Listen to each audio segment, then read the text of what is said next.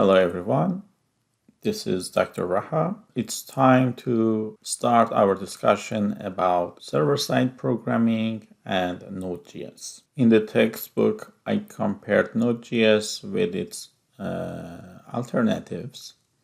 Node.js is good in real-time applications and it provides some features that's good for chat and live updates like online games.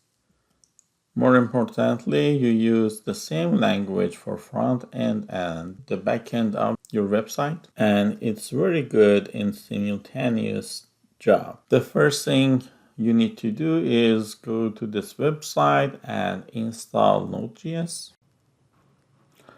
So go to the nodejs.org website, download Node.js for your operating system. In this case, my computer has the Windows operating system, and this is the architecture of my computer. Make sure that it's a correct one. Then by clicking on this button, you can download the file. Then we install Node.js. We accept all the defaults. Done. Now it's time to open Visual Studio Code and create a new folder. From the file, I choose open folder, and somewhere in my computer, like here, I create a new folder and then open. It's time to create our first Node.js program. We create a new file. Let's name it app.js. The extension of the Node.js file must be JS, like any other JavaScript file, or MJS. Okay, let's type console.log. Okay, to execute this code, you need to open a terminal. So from here, we choose terminal.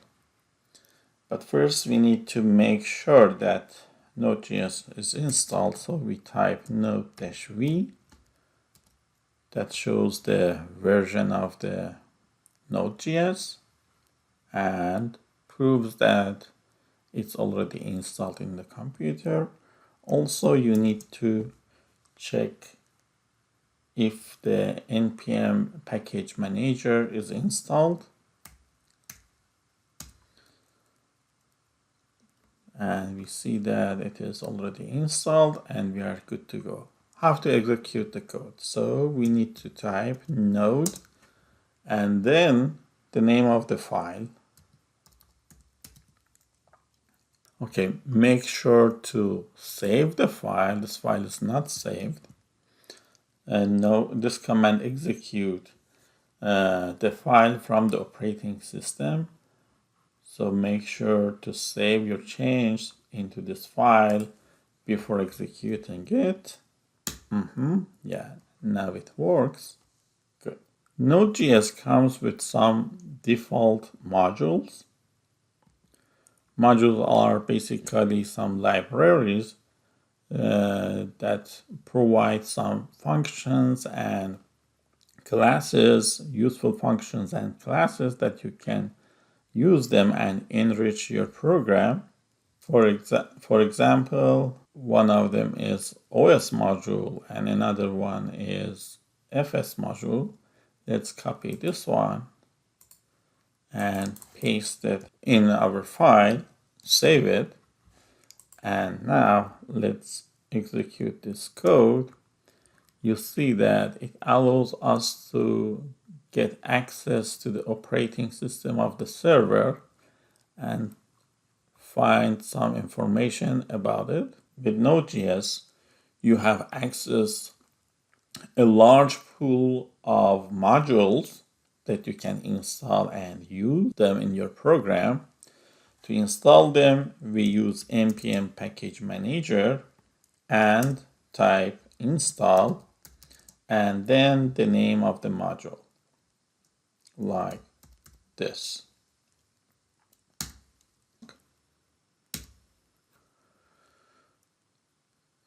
Done, it is installed. let's use it.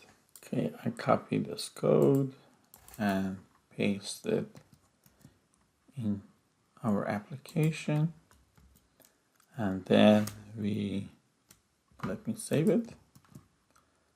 Let's execute it with node app.js. Now we got some error. Why? Because Node.js is an ES module. JavaScript has evolved through two main module systems. The older one is called CommonJS, and the later one, the newest one, is called ES module. For you to create a new website, you need to use this module system. This warning, actually this error code, says that the child module is not compatible with the older module system, which was CommonJS. To enforce Node to use the newest module system, you need to open the package.json file and add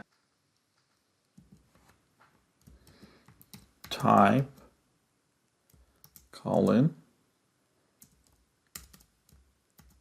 module to the configuration file. Actually, this works like a configuration file, and then make sure to save it. And then if you execute this application, you will see that this code were executed successfully, and you see these two messages with different color. A child module allows you to print colored message in the terminal. It's useful for debugging. It doesn't affect your website, but it's useful for developers. Okay, let's create a module. I create a new file, name it my.js,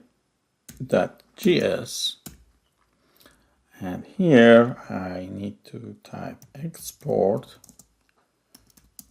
function, let's say test. You can define the parameter of the function. Let's make it simple. Console.log hello from my module. Okay, to use it, you need to type import, and inside curly braces, type the name of the function or class that you want to use in your program, and then from the address of the file, which is that, which means current folder, slash the name of the file, the name of the module. Done. Now we can use the test function. Let me delete these two files. So after saving the file, you can execute it. So you can see the result of the execution of this function.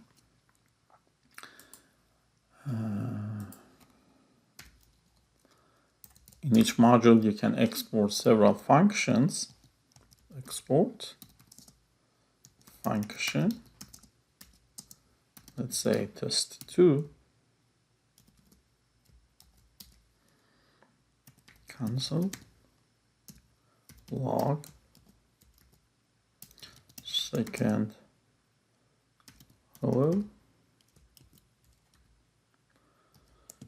Now to use the second function, we can add a comma after the name of the first function and type the name of the second one. And now we can use both of them in our code. Make sure to save it, then execute it.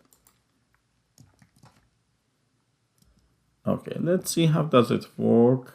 Actually, how did it work in the older version? Let me delete this. You need to type module.export and then put a equal sign, save the function, and in your main application, this type, you need to define a variable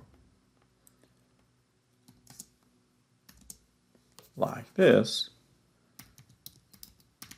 and by using require comment,